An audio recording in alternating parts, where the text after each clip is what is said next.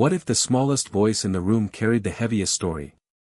What if a 10-year-old child walked onto the biggest stage in the world, not to win applause, but to carry a legacy? The lights inside America's Got Talent felt brighter than usual that evening. The stage shimmered. The audience buzzed with excitement. Judges flipped through their notes, expecting another ordinary audition. Then she walked out. A tiny girl with long, carefully tied dreadlocks. Barefoot. Calm. Unshaken. She did not look nervous. She did not look overwhelmed. She looked certain. Many in the audience exchanged confused glances. A child. Dreadlocks. From India. On a stage known for grand spectacles. What could she possibly do that hadn't already been done? Her name was Anaya Sharma. Only 10 years old. But her eyes carried something far older. Something deeper. Backstage, her parents watched silently. Her father pressed his hands together, whispering a quiet prayer. Her mother held her scarf tightly, her heart racing faster than the ticking clock above the stage. This wasn't just a performance for them.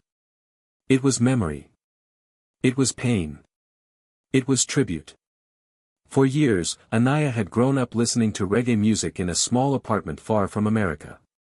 Music that spoke of struggle. Of hope. Of standing tall despite injustice. Music that connected continents and cultures. Tonight, she wasn't just singing. She was carrying a story across oceans. The crowd still didn't know. The judges still didn't know. They saw a little girl. They did not yet see the storm in her voice. And as the music track began to play softly in the background, the entire theater slowly fell into silence. Because sometimes, the most powerful voices come from the smallest hearts. And sometimes, a child doesn't just perform. She reminds the world what it feels like to believe. Yet the deepest struggle was invisible. Anaya feared that no matter how much she sang, she might never be able to repay the music that saved her father from sinking into despair. And that fear quietly followed her, all the way to the grand stage in America. Anaya's love for reggae did not begin as a hobby. It began as healing. 3 years earlier, her family had faced a silence that felt heavier than any storm.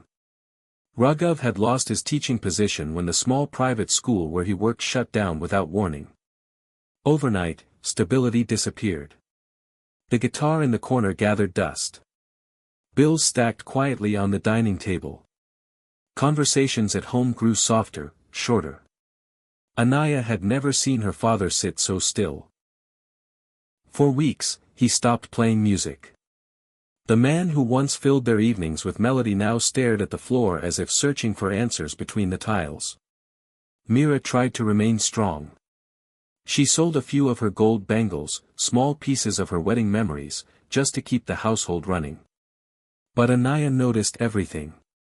Children notice more than adults think. The house that once echoed with rhythm became painfully quiet. One evening, while cleaning an old shelf, Anaya found a CD her father used to play often. Reggae music filled the room when she pressed play. The sound was warm. Honest. Full of struggle, yet full of hope. Something shifted that night. Her father slowly lifted his head. For the first time in weeks, he listened. The lyrics spoke of resilience. Of standing tall when the world turns away. Of believing in tomorrow even when today feels heavy. Anaya watched her father's eyes soften.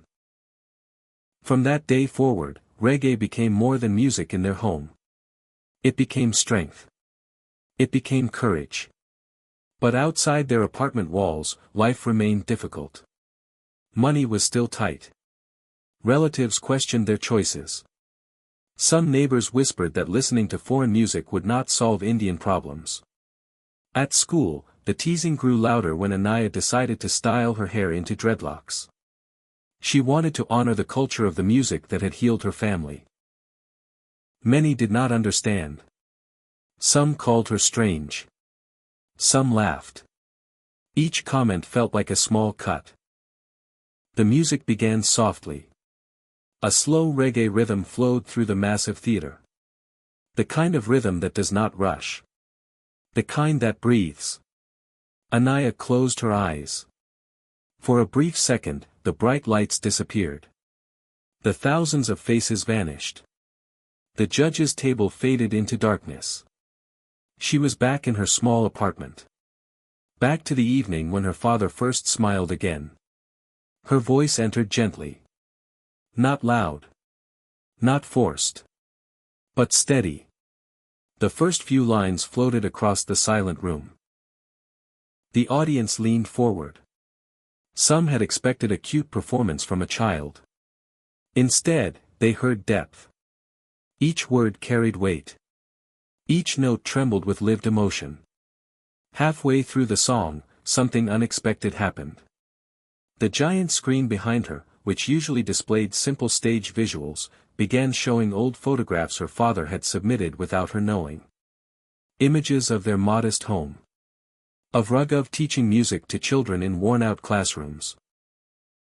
Of Anaya sitting beside him, listening. The judges watched closely. The audience began to understand.